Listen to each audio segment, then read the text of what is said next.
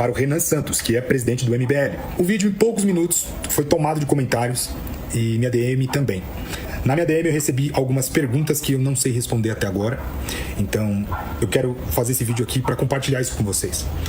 Se tem uma coisa que me incomoda naquilo que eu defendo, é não saber responder algumas perguntas. Aconteceu a mesma coisa comigo quando eu estava aprendendo sobre o cristianismo, estava aprendendo a ser cristão.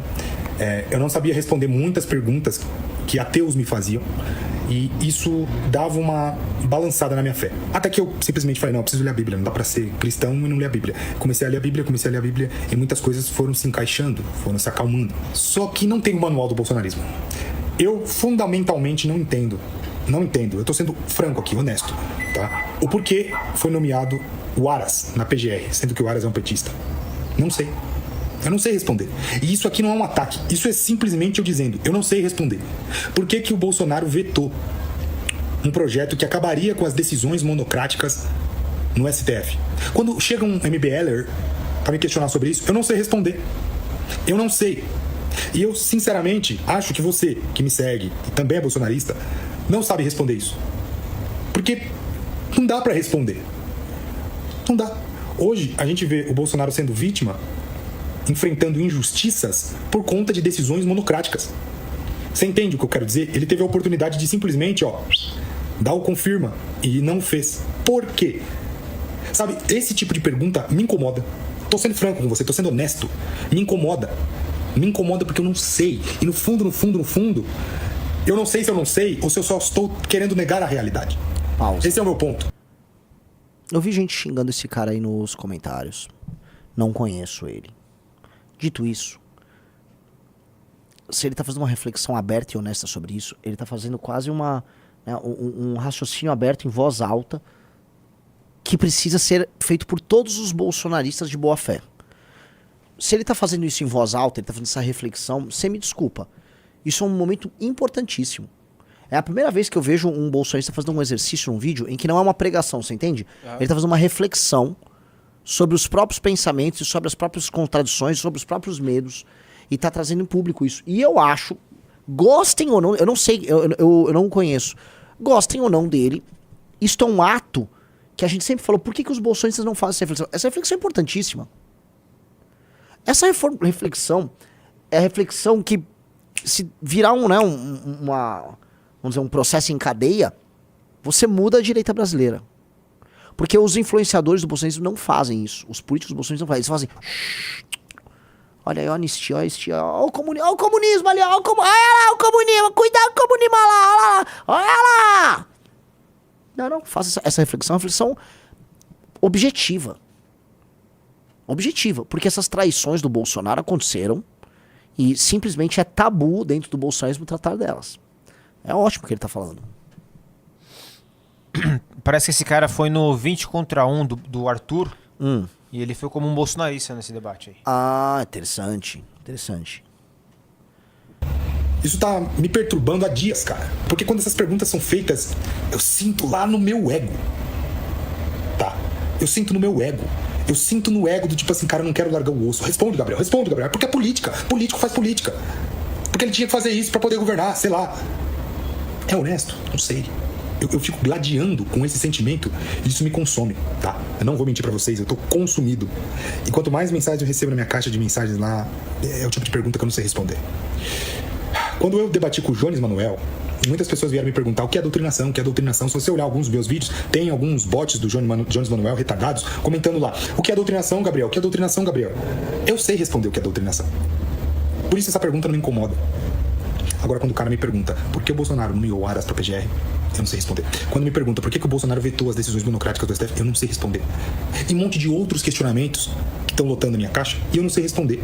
Gabriel, você tá vindo a público demonstrar fraqueza? Horas, ninguém do bolsonarismo, até hoje, conseguiu me responder isso. Conseguiu deixar um modelo de resposta. Mas é verdade o que ele tá falando. Ninguém trouxe uma resposta pra isso. Porque dói demais ter que tratar as respostas, porque ela derruba o mito de que o Bolsonaro é um herói brasileiro, como a galera acredita. O Bolsonaro colocou o Aras na PGR porque isso era parte de um acordo para salvar o Flávio. E esse acordo passava por desconstruir a Lava Jato. E esse acordo, ele aconteceu, porque o Aras e o arranjo novo do STF desconstruíram a Lava Jato. E num período, Riso sabe disso, 1 ano. Foi 1 ano. Final de 2019, só pra galera se lembrar, o Lula já tava sendo liberado. Final de 19. Foi muito rápido. O processo foi assim, entendeu? Então não há como a gente ter uma resposta bacana sendo bolsonarista. Porque isso atinge, vamos dizer, a base do bolsonarismo. O Bolsonaro tomou uma decisão de trair a sua agenda em nome da salvação do seu filho corrupto. E a questão, mas o filho poderia ter sido vítima de uma perseguição por parte do STF, e essas coisas acontecem. Vamos supor, há uma perseguição injusta a um agente político por conta da posição dele. Não foi o caso do Flávio. O caso do Flávio era rachadinha, era nítido que ele fazia rachadinha, Queiroz, os dinheiros que circulavam. O Flávio só não foi preso porque esse acordo foi firmado. Porque senão o Flávio seria preso. E olha só a coisa como era louca. Num desdobramento da Operação Lava Jato. Não confie em mim. Hoje tem inteligência artificial, vai no Google. A Operação Furna da Onça, que pegou o Flávio Bolsonaro com rachadinha, e que pegou outros políticos da Alerj, deputados estaduais por rachadinha e outros crimes correlatos, é um desdobramento da Operação Lava Jato do Rio de Janeiro. Essa aí é a Operação Furna da Onça. Entendeu? Ela é um desdobramento da Lava Jato. E esse desdobramento pegou o Flávio. Então, no fundo, a Lava Jato pegou o Flávio. E aí todos, incluindo o Jair de Bolsonaro, se juntaram para acabar com a operação. E isto, cara, não pode ser dito pelo Bolsonaro, porque isso é um dos maiores tabus do bolsonarismo. Isso é um tabu monumental. Porque prova, 1, que a família é corrupta, e 2, que a família topa trair os valores em nome da sua autopreservação.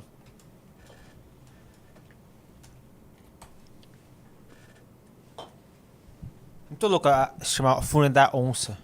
Pois é, nem tinha pensado nisso. Nossa, né, a onça já estava atuando por nós, né, porque, querendo ou não, a ruptura nossa com aquele governo clara e direta foi ali por conta do Furna da Onça, da rachadinha e tal. E havia uma onça no meio, olha que loucura, cara. Olha que loucura. Vamos lá, vamos voltar pro rapaz. Resposta para que eu simplesmente copiasse e dissesse, olha só, é por isso. Tudo que a gente tem é porque político faz política. E isso não basta. Isso não basta. Isso não basta. Isso não justifica. E isso me incomoda, tá bom? Me incomoda. Vamos pensar, Brasil. Vamos pensar numa resposta para isso. Posso falar? Não o conheço. Na internet, cara, uma das regras você tem que ficar parecendo forte e assertivo o tempo todo. Ele veio trazer uma dúvida. Desculpa, não conheço o trabalho dele. Eventualmente já xingava, batia na gente. Não tá vindo ao caso que esse tipo de reflexão se torne corrente. É uma reflexão a se fazer. O bolsonarismo tem que fazer essa reflexão. A pessoa de direita no Brasil tem que refletir. Porque assim, cara, pensa o seguinte.